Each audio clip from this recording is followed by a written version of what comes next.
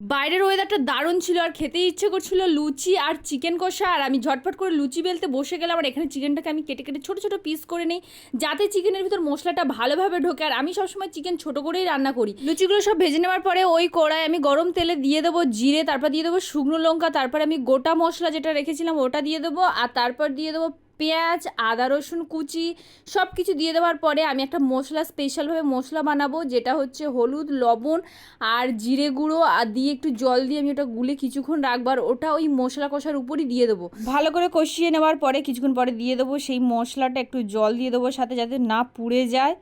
দেওয়ার পরে আমি দিয়ে দেবো আলু। আর আলুটা আমি আগে ভেজে রাখি না, আমি চিকেনের সাথেই দিয়ে দিই, ওটা সুন্দর লাগে খেতে।